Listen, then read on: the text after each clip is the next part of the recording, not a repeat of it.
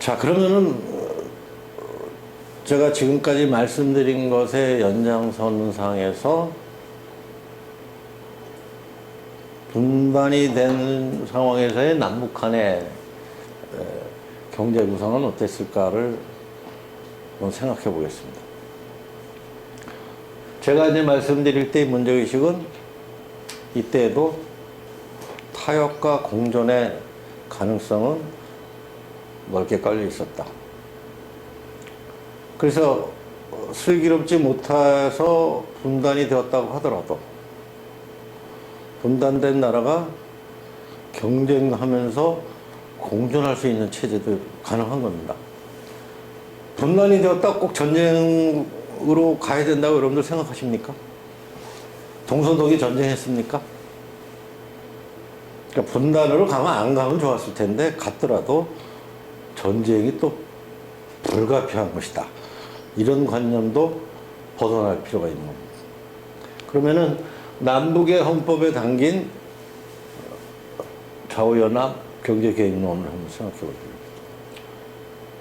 실제로 남북한의 경제정책이나 경제 이념이 헌법에 표방되면서 확 바뀐 거는 한국전쟁 이후. 그것도 한국전쟁 지나가지고 60년대 들어와서부터 바뀌기 시작했다. 이렇게 보는 것이 더 정확하다고 생각합니다.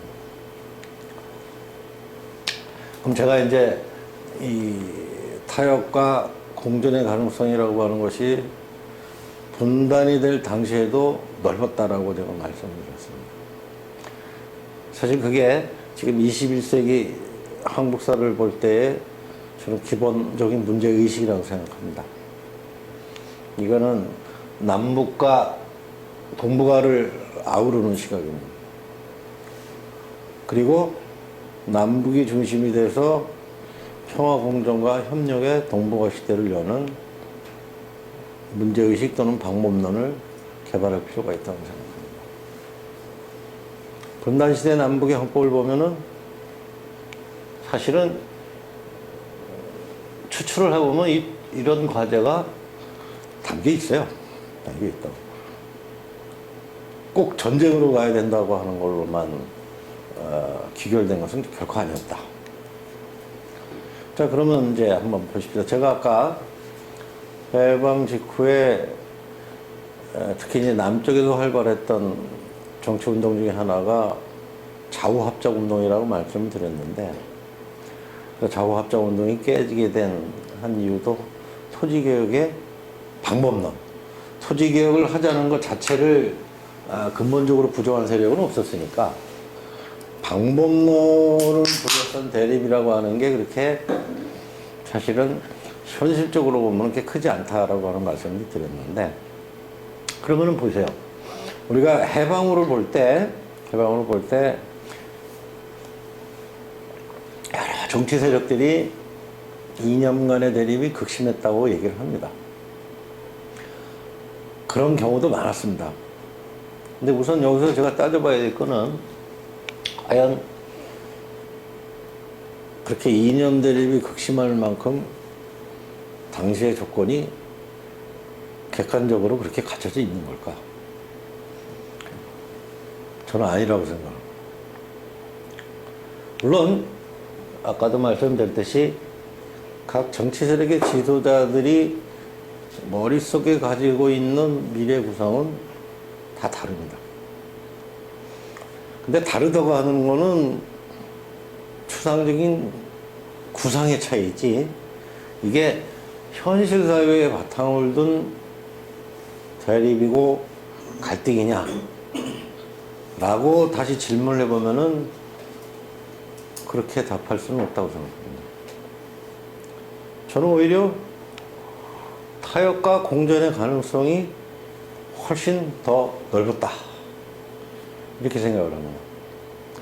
그거는 경제 구상을 보니까, 경제 구상이라고 하는 건 괜히 나온 건 아니고 이렇게 지도자들의 머릿속에 있는 미래 구상도 담겨 있는 거지만, 경제 구상은 현실적으로 정책을 입안해야 되고 그걸 집행해야 되는 거기 때문에 그거는 당시의 현실 경제를 반영해서 나오는 거예요. 현실을 보면은 그렇게 대립과 갈등이 필연적이었다라고 규정하기는 어렵다고 봅니다. 자, 그러면 여기서 다시 이제 분단이 됐습니다. 분단이 됐을 때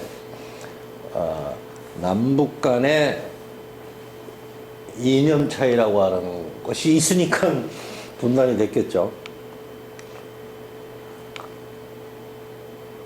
제가 아까 앞에서 현실 사회의 바탕을, 그 대립과 갈등이 있는데 그게 정말로 현실 사회, 현실 경제를 반영한 것이냐.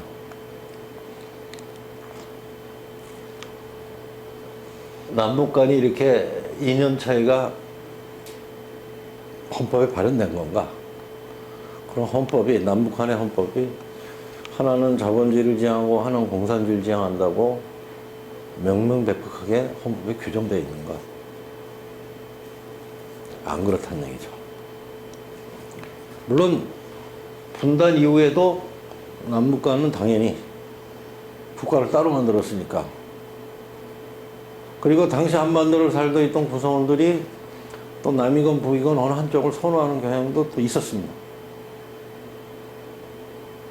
그러나 아까도 말씀드렸는데 분단이 되었다고 해서 꼭 전쟁으로 가야 된다는 건 없는 겁니다. 그럼 분단이 됐으면 얼마든지 서로 경쟁하면, 분단이 됐으면은 한쪽보다는 우리가 낫다고 자꾸 뭔가를 확인시켜줘야 되고 각인시켜줘야 되고 각자의 구성원들한테 그걸 설득을 시켜야 됩니다. 그럼 경쟁하는, 그거를 이제 다른 식으로 표현하면은 경쟁적 공존, 이런 표현이 가능합니다. 제가 아까 이제 몇 번 얘기했던 저합작 운동, 왜 실패했는가, 이거를 이제 평가하기에 따라서는 굉장히 명분론이나 당위론에서 이제 평가를 합니다. 그때는 이제 통일을 지향하고 자구가 합작해야 된다고 하는 당위론. 그렇게만 봐서는 안 되고요. 정작 실패한 이유는 제가 보기에는 권력 지분을 둘러싼 대립이었다고 생각합니다.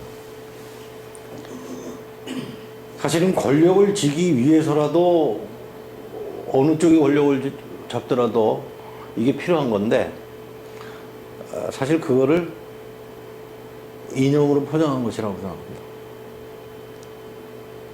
근데 몇 번이나 말씀드렸듯이 당위론적 차원에서만 보면 안 되고 이게 오히려 현실적이 아니었다.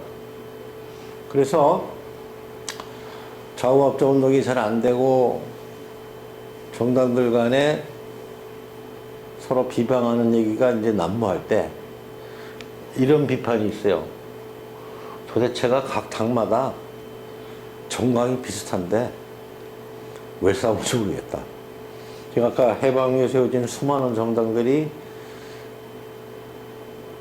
경제정책에서 세 가지는 다 공유하고 있다고 말씀드렸습니다. 대상상기관을 부교하고, 토지를 개혁하고, 토지제도를 개혁하고, 중소기업이 사적 경영을 보장한다.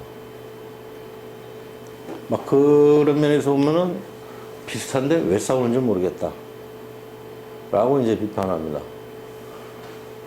그거는 이념이 아니고 권력 지분을 둘러싼 대립이기 때문에 싸우는 겁니다. 그러니까 요것하고 요거는 구분해야 됩니다. 근데 그걸 다르게 보면은 권력을 가질 수도 없는 상황인데 추상적으로 그려는 권력을 가지고 내가 차지하겠다라고 싸웠던 것이나 큰 차이가 없습니다. 여기도 이제 제가 일부러 아님 이렇게 표시했습니다. 너무 이렇게 좀 도드라져 보이나요? 하도 기존의 근현대사를 보는 게 인식이 너무 이렇게 이념적으로 선언적으로 재단에서 보는데 익숙하다 보니까 제가 일부러 이제 이런 부분을 강조를 하는 겁니다. 자, 남한의 재헌헌법과 48년대에 만들어진 북한의 헌법을 한번 좀 비교해 보도록 하겠습니다. 아까 경제계획이라고 하는 것은 해방 직후에 좌에서 우를 떠나서 경제계획이 필요하다는 것을 다 공유하고 있다는 것을 말씀드렸습니다. 근데 재헌헌법에는 경제계획에 관한 규정이 없어요. 그러면서 현실적으로 국유, 국영 중심의 경제라고 언급을 하고 있습니다. 아까도 말씀드렸듯이 일본 사람이 부를 대부분 취하고 있으니까 그거를 일단은 국유해야 되고, 일단은 소유의 주체가 국가니까 경영을 해야 되니까 국영을 해야 되는 겁니다. 그러려면은 이게 이제 제대로 돌아가려면은 경제를 계획하는 그런 내용도 사실 들어가야 이게 현실적이라고 합니다. 근데 그런 규정은 없습니다. 일단 제가 차이를 먼저 얘기를 하는 겁니다. 남한과 북한의 헌법. 북한 헌법에는 사용경제 생산력을 활용한 경제계획론, 이렇게 정리를 할 수가 있습니다. 이렇게 보면은 경제계획에 관한 규정이 있다, 없다, 북한 헌법은 계획경제를 규정했다, 이런 차이는 있습니다만은 둘 다 분단 이전에 논의됐던, 수렴되어 갔던 논의가 일정하게 여기 담겨져 있는 겁니다. 결국 뭐죠? 중요사로 국유하라고 하는 거는 국유, 국영 중심 체계로 재헌헌법에도 설명이 되고 있는 겁니다. 북한 헌법은 당연히 토지교육이 이루어지고 난 다음에 만들어진 거기 때문에 언급하고 있는 건 당연한데, 재헌헌법이 48년대에 만들어졌을 때 남한은 아직 농지개혁이 이루어지기 전입니다. 그러나 농지개혁을 실행을 하고 그에 관한 법에 따른다, 농지개혁법에 따른다라고 하는 것이 또 규정이 돼 있어요. 자, 이렇게 보면은, 제가 일부러 여기 경제 구성에 관한 한 남쪽 북쪽의 헌법의 이제 차이를 제가 일정하게 이렇게 말씀을 드렸습니다. 그럼 이게 전쟁을 불사할 정도로의 질적 차이겠는가? 그렇다고 대답하기 좀 어려울 겁니다. 그러면 결국 이제 사람 사이에 살고 있는 사회에서는 정치라고 하는 게 있다 보니까 권력 지분을 둘러싼 대립에 너무 한반도 구성원들의 역사의식도 일로 좀 쫓아가는 거 아닐까, 이렇게 한번 생각해 볼 필요는 있는 겁니다. 요거 잊어먹지 마십시오. 차이가 있다 해도 있는데 이게 전쟁을 불사할 정도의 차이입니다. 재헌헌법은 이제 내용을 가장 크게 보면 지금 말씀드렸던 대로 국유, 국영 중심의 경제 질서를 그리고 있습니다. 그래서 어디서 보면 말이에요, 공공의 필요에 따른 재산권에 대한 국가의 수용, 국가가 수용하고 사용하고 제한할 수 있는 권리를 규정합니다.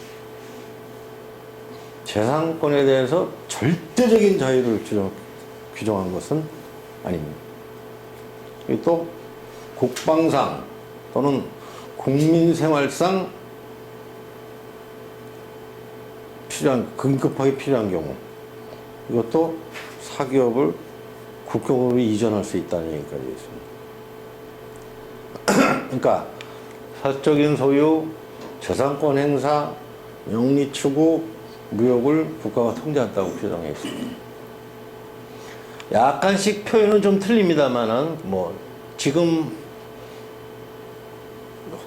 그 이후에 헌법이 몇 차례 개정이 돼서 지금 헌법에는 무역을 국가가 통제한다는 이런 내용은 지금은 다 빠져 있습니다만은 사실은 기본적인 내용이 이게 지금 다 포함이 돼 있어요, 지금도.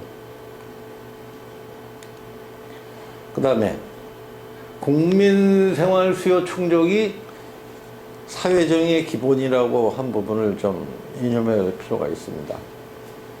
다 아시다시피 해방 직후에는 물자난이 굉장히 심각했을 때입니다. 물자난 생활고 그러다 보니까 물가가 엄청나게 오르고, 그래서 이 국민의 생활 수요를 충족시키는 것이 사회정의의 기본이다. 이를 위해서는 개인의 무한한 경제적 자유를 추구하는 게 아니라 국가가 일정하게 제한한다. 왜? 헌법의 내용을 그대로 따르면 균형 있는 국민경제 건설을 위해서, 이렇게 규정되어 있습니다. 또 특징이 노동 3권, 사기업 그 근로자의 이익 분배 균정권을 주장하고 있습니다. 이거는 식민지 자본주의 하에서 적지 않은 조선인 기업가들이 있었지만 그분들이 조선사회에서 사회적 리더십을 갖지 못했다는 것을 반영을 하는 겁니다. 그리고 농지는 농민에게 분배한다는 원칙을, 아직 농지개혁은 이루어지기 전이기 때문에 이 대원칙을 재헌헌법에 표방을 해놓은 상태입니다. 그래서 재헌헌법을 한마디로 얘기를 하면은 여기에는 그 이전부터 흘러오던 흐름을 갖고 유지되었던 좌우연합론, 경제계획론의 흐름이 재헌헌법에도 반영이 되어 있다. 이거는 결국은 뒤에 볼 북한헌법과의 차이 또는 동질성을 얘기하는 것하고 비슷한 얘기인데, 분단된 상태에서 헌법이 만들어지긴 했지만 사실은 재헌헌법에는 분단의 지향 가능성을 지금 내포하고 여기 있는 겁니다. 그래서 당시의 평가를 보면은 말이에요, 재헌헌법을 두고 당시의 평가를 보면은 사회화한 자본주의, 이렇게 표현합니다. 사회화한 자본주의. 그리고 우리가 일제 말기를 경험하면서 사실은 말이에요, 한국 사람들이 자유시장 경제를 경험한 적이 그때까지 없었던 거예요. 일제시대에는 일본 사람들을 위한 자유시장 경제지 조선인들이 거기 동일한 지분을 갖고 들어갈 수가 없어요. 그리고 전시체제에 들어가면은 통제경제가 시작해요. 그러니까 자유시장이라는 말을 이 시대에 쉽게 논할 수 있는 상황이 전혀 아니었던 겁니다. 그래서 당시 한 논자의 평가 영향력 본보는 사회화한 자본주의, 이런 표현을 써요. 그래서 생산, 배급, 소비, 여전히 통제고 배급 경제가 이루어지는 시절입니다. 그래서 자유주의적 자본주의를, 이 횡포를 억제한다. 그래서 중요산업 국역을 통해서 국가 자본의 축적, 뭐 이런 부분들을 담고 있기 때문에 재헌헌법이 사회화한 자본주의다, 이렇게 표현합니다. 뭐 어떤 사람들은 재헌헌법이 사회민주주의다, 이렇게. 저는 사회민주주의라고 하는 것이 식민지 지배 현실 속에서 그렇게 성장할 수 있는, 토양이 될 수 있는가에 대해서 사실은 좀 회의적입니다. 이게 늘 현실 속에서 봐야 되는 거니까. 사회민주주의라는 것은 좌파가 우파가 대립이 되고, 또 이른바 투표를 통한 정당 체제가 어느 정도 안정이 되고, 그러면서 여러 의견이 분출되는 가운데서 한 세력이 일어나오는 것이지, 이 식민지라고 하는 현실 속에서는 사회민주주의라고 하는 게 이렇게 일정하게 세력을 가지고 있는 정치 세력으로 등장하기는 저는 어렵다고 생각합니다. 그러니까 이제 이런, 이렇게 분단이 되었다고 하더라도 경제는 이렇게 이제 모색을 해야 되는데, 이거를 이렇게 사회화한 자본주의라고 표현하는 당시 한 논자의 평가를 예를 들어보면 이런 것도 있어요. 당시 좌파 일부가 사회주의 혁명을 해야 된다고 주장한 경우도 있었습니다. 그게 비현실적이다. 이렇게 가는 것이 옳다. 이렇게 가는 것이 현실적이다. 그래서 발전을 위한 사회정책과 계획, 헌법에는 경제계획이 포함되어 있지는 않지만 하여튼 이러한 사회정책과 계획경제를 해야 된다고 하는 것을 얘기를 하고 있는 겁니다. 자, 그럼 북한 헌법은 어땠나 봅시다. 제가 아까 먼저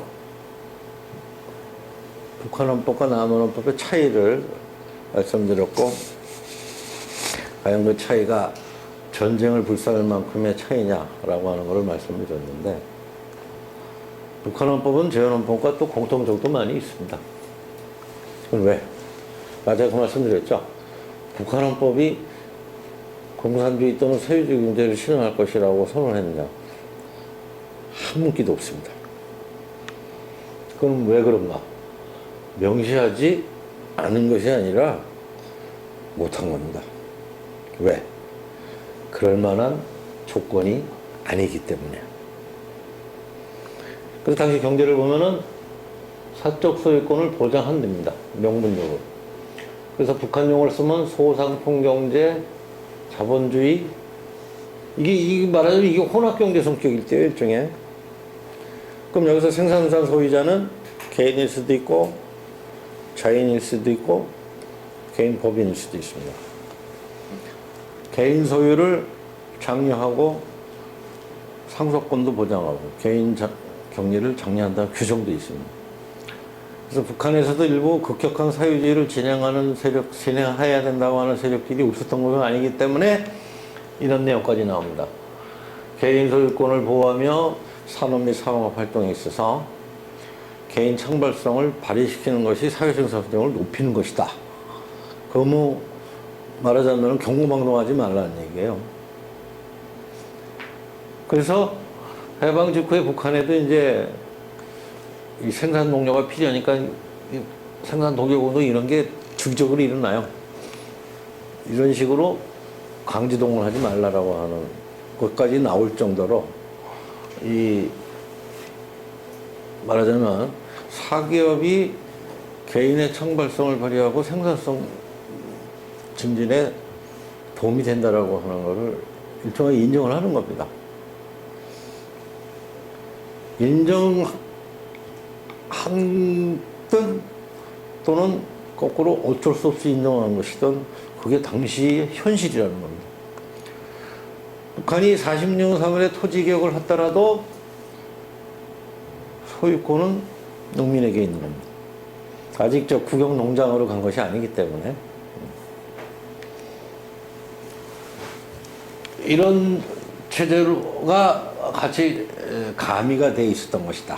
그 말씀입니다.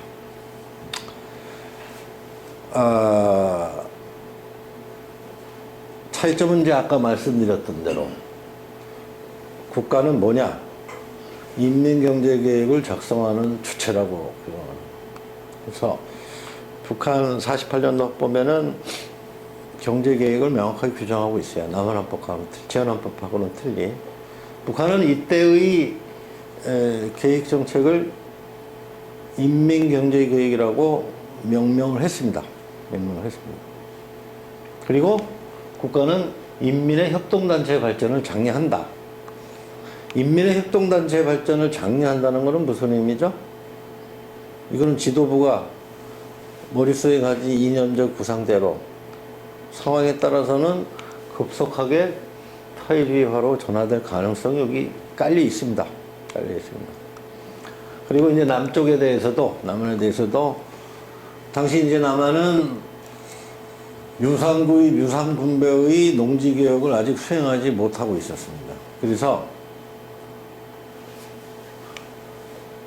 토지개혁은 무상몰수 무상분배로 해야 된다 라고 하면은 이렇게 하지 못한 남한은 어떻게 됩니까? 북한 헌법에 따르면 토지개혁의 대상이 됩니다.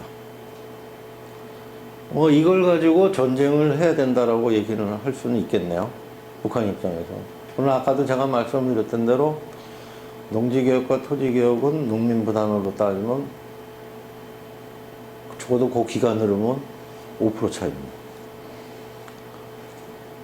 그리고 농지개혁은 5년만 내면 되는 거지만 현물세는 25% 5% 싸긴 하지만 언제까지 가는지 그건 또 가봐야 하는 거예요. 그래서 그게 전쟁을 할 만큼 또 질적 차이냐 하는 건 또 별개의 문제라고 말씀드립니다. 자, 그렇게 이렇게 놓고 보면은 그 남쪽과 북쪽의 헌법을 이렇게 한번 차이점과 공동점을 착 펼쳐놓고 본다면은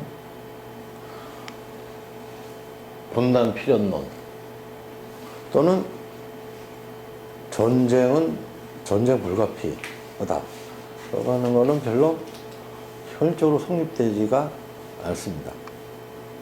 특히 이거는 비슷하다고 하는 거는 자유연합이나 혼합경제, 제가 이제 혼합경제라는 말은 저는 좋아하지는 않지만 하여튼 쓴다고 제가 말씀을 드렸습니다.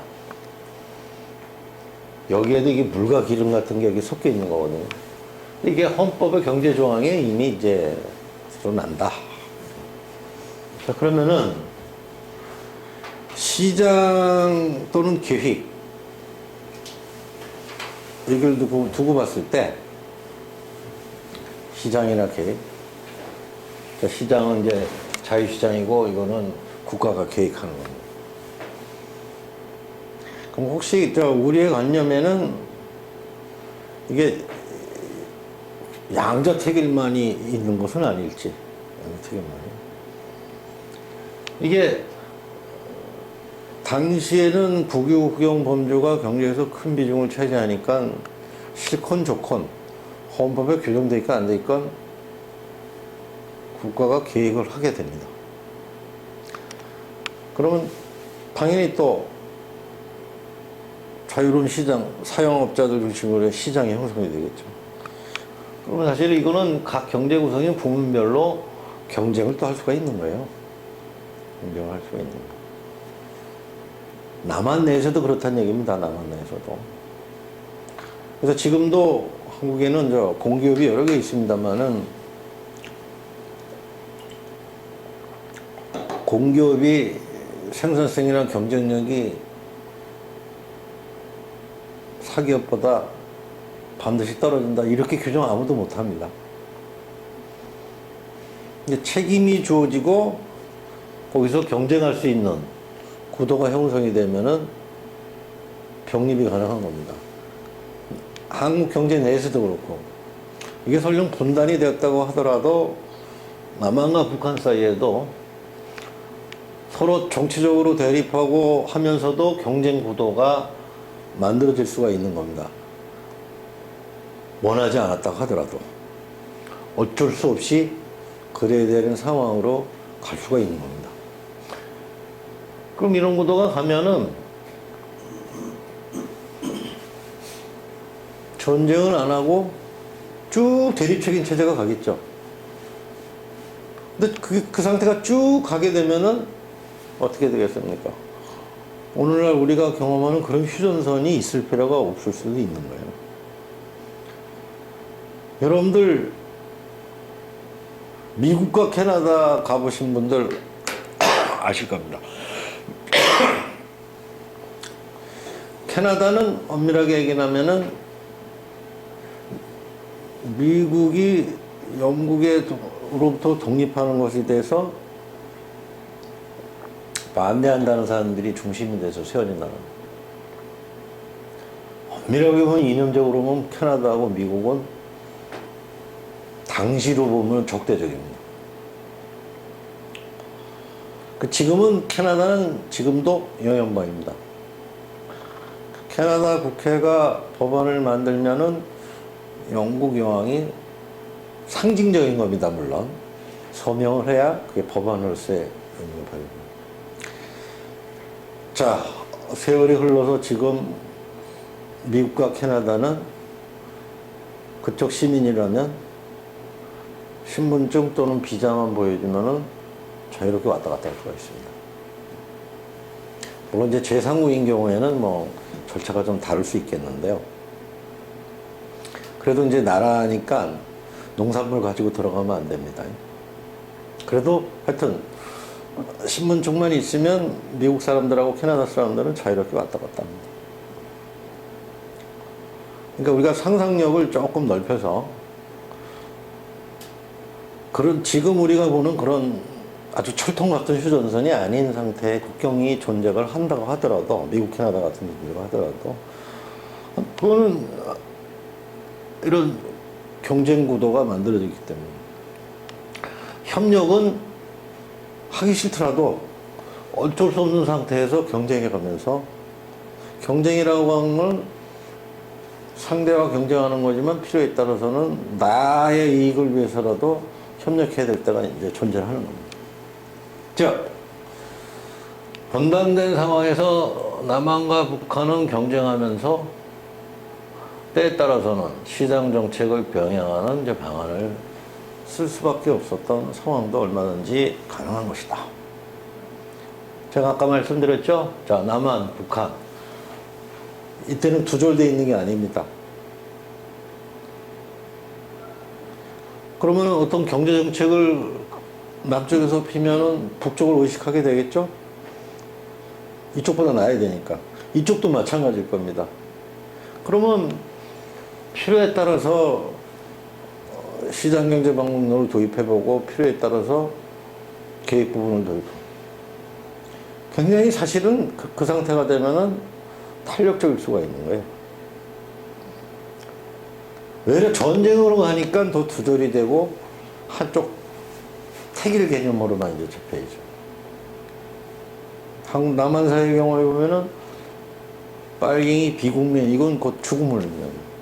북에서는 반동문자, 이러면 죽음을 의미합니다. 그런 상태에서 사회 구성원들이 어떤 더 나은 사회를 갈 수 있는 상상력을 발동할 수가 있겠습니까? 그러니까 분단이라고 하는 것이 안 됐으면 좋겠지만, 전쟁이 아니라면은 또 이런 것도 구상을 해볼 수가 있는 거예요. 제가 그래서 일부러 미국과 캐나다 상황을 한번 말씀을 드린 겁니다. 자, 근데 이게 한국 전쟁으로 있을 수 있는 사고의 탄력성을 이제 완전히 빼앗아갑니다. 대한민국 국민은 헌법에 주권 재민의 국민으로 규정되어 있지만, 국민이 아니라 그냥 거주민에 불과합니다. 그만큼 국가 권력의 횡포가 이제 심합니다. 정작 자신들은 한강다리 폭파해놓고 먼저 도망갔으면서, 다리 폭파했으니까 서울에 남아있을 수밖에 없어서 적차에 있었던 사람들은 나중에 이제 괴롭힘을 가합니다. 그래도 별 말을 못할 정도로. 사실은 다리 폭파하고 도망간 사람이 더 나쁘지, 피난 못 갔으니까 너 나쁘다라고 할 근거가 약하지 않습니까? 그래도 거기에 대해서 별로 대항을 하기 어려울 만큼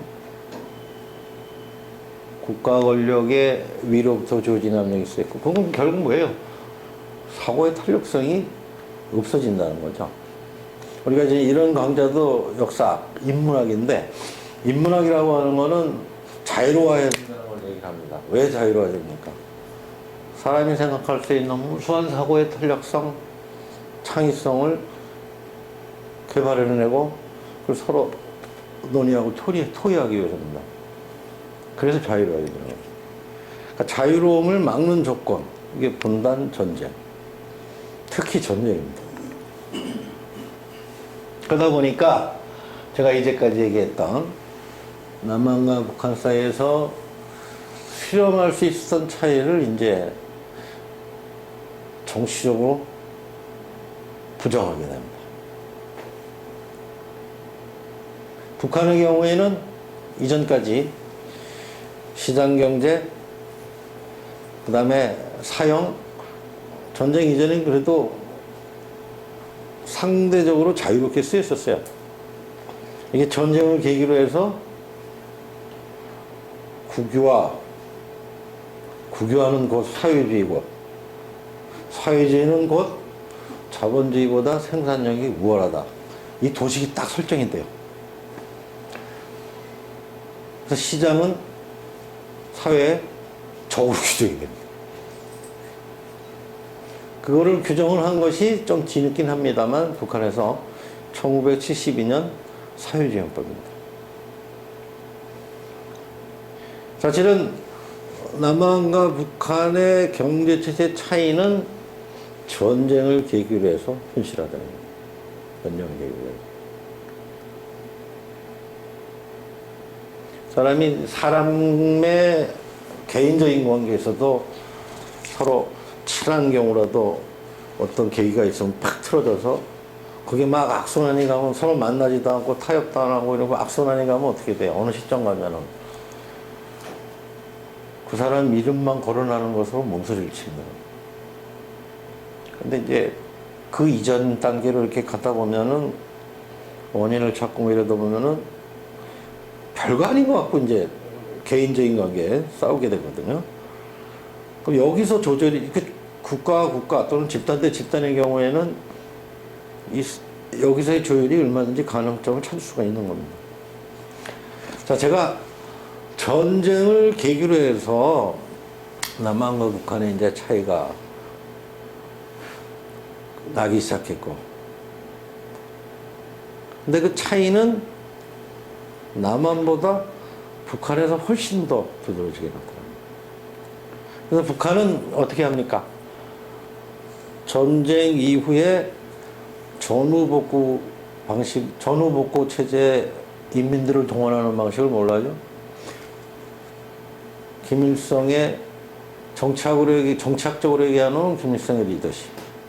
우리가 흔히 하는 얘기를 하면 독재 체제를 강화하는 방식으로. 그래서 북한은 어떻게 얘기를 하죠? 1958년에 사회주의를 완수했다고 선언을 합니다. 시장이란 말이 적대적으로 되는 거는 이제 그때부터 규정이 되는 거예요. 근데 남한의 경우는 조금 달라요.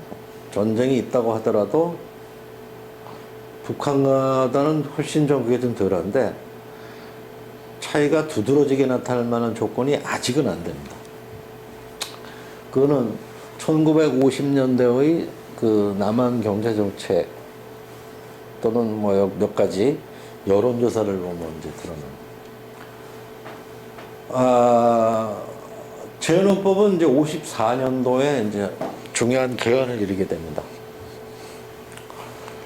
약간 좀 내용은 바뀌긴 하는데 우선 재헌헌법보다는 사기업의 재산권을 보장하는 게 좀 강화됩니다. 그리고 뭐 이거는 뭐 큰 의미가 있는 건 아니에요. 국유자원을 뭐 국가만이 개발하는 건 아니거든요. 개발권을 줘서 개인에게 할 수도 있는 겁니다. 근데 이거를 이제 하여튼 규정을 합니다. 이거는 불화를 하는 게 아니라 이제 개발권을 주는 거겠죠. 그리고 재헌헌법보다는 사유 개념을 좀 적극적으로 포괄해서 규정을 합니다. 그렇다고 하더라도 1954년 개헌은 국영 중심의 경제 질서가 근본적으로 바뀐 것은 아닙니다. 왜? 여전히 국영이 경제의 큰 부분을 차지하고 있기 때문입니다. 그러니까 전쟁으로 인해서 이제 재정이 부족해지니까 이 국유 재산을 이제 팔아요. 당시는 이거를 적산이라고 불렀습니다. 적이 남기고 간 잔산. 그래서 적산이라고 부르고. 법적인 용어로는 미군정 때는 뭐라고 표현했죠? 귀속재산이라고 표현했습니다. 그래서 이런 적산을 불화를 해서 그걸 재정으로 이제 충당을 합니다. 그렇다고 하더라도 귀속재산의 조회범죄는 여전히 이제 정부가 운영하고 있는 그 상태입니다. 그러니까 국영 중심의 경제 질서가 근본적으로 바뀌었다. 이렇게는 보기는 아직 어려운 상황입니다. 뭐 그럼에도 불구하고 이런 그 사유재산권에 대해서 48년 재헌헌법보다는 보다 좀 강화했다. 이렇게는 얘기를 할 수가 있겠습니다. 제가 아까 50년대도 그 차이가, 북한은 제가 지금 몇 번을 말씀드렸듯이 명명백백하게 이제 사유주의 만세로 가는 것이고, 남한은 이제 그럴 상황이야. 북한이 사유주의 만세로 갔으면 남한은 자본주의 만세로 가야 되는데, 남한은 그럴 상황은 좀 아니었다. 그럼 어디서 들었냐면은 1958년도에 55인의 뭐 기업인, 그 다음에 대학 교수들, 그러니까 경제 관련 전문가들에게 설문조사를 해요. 이 58년의 시점은 뭐냐면요, 이승만 정부가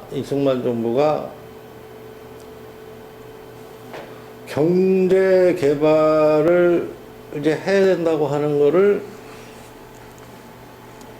해전 후에 전후 처리 과정에서 인식을 하게 돼요. 근데 그걸 아주 심각하게 인식을 하게 된 게 요 밑에 있네요.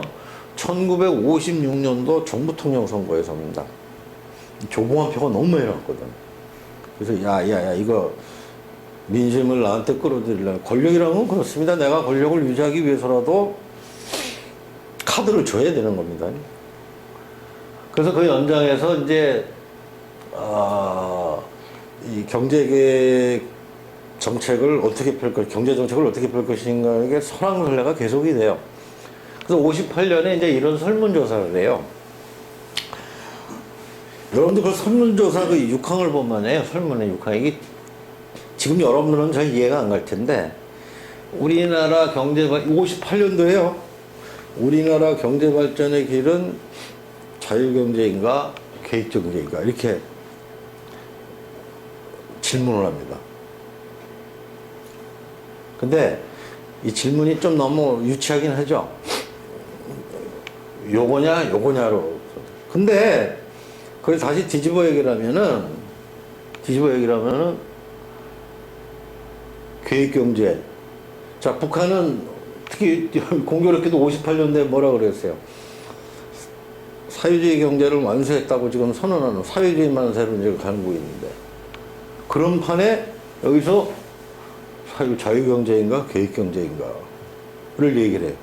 이거는 뭔 얘기예요? 당시의 현실이 자유경제냐 계획경제냐 일도양단을 할 수 없다는 걸 얘기를 하는 겁니다. 이렇게 물어본다는 거는 계획경제는 빨갱이, 이런 개념이 성립이 안 된다는 현실이에요. 그리고 답도 당연히 어떻게 얼뜻 것 같습니까?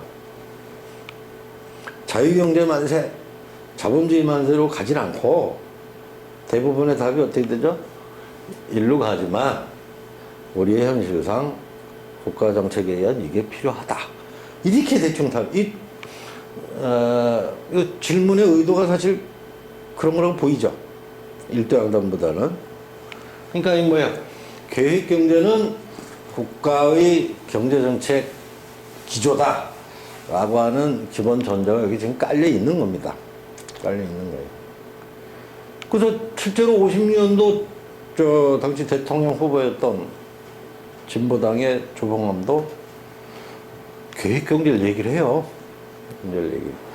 그럼 여러분들 생각에는 저 계획경제 얘기했으니까 저 빨갱이 이렇게 이제 치부됐을 것 같은데, 당시에는 색깔론을 가지고 이 조봉암의 계획경제를 공격하지 않았습니다. 기회가 되시면 당시 한번 신문을 보십시오.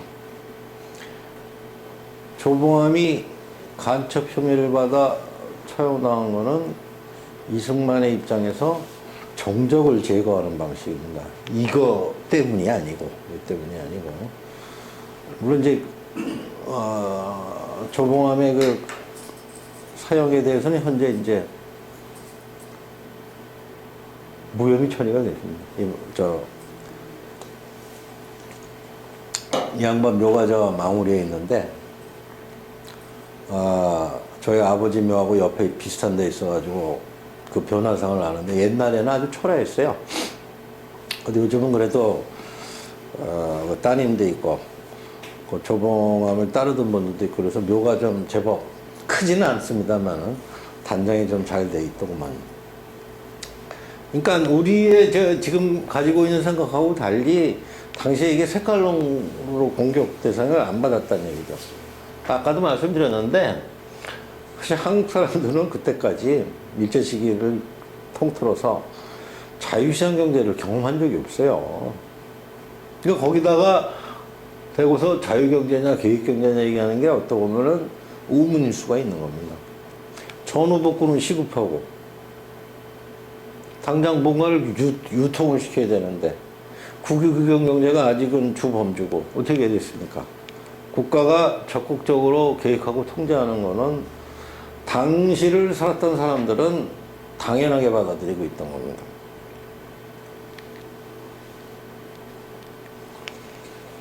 이렇게 생각을 했었어요. 이렇게. 자, 그래서 50년대의 그 남한 교대책을 보면은 말이죠. 식으로 보면 전쟁 이후고 전쟁 이후였음에도 불구하고 이게 자유경제만이 아니라 국가에 의한 계획이 반드시 필요하다. 이게 당시를 살았던 사람들의 현실적 이해관계를 반영한 거예요. 그러니까 조봉암의 계획경제도 경제론도 그러니까 다시 앞으로 좀 돌아가 봅시다. 조봉암의 계획경제론도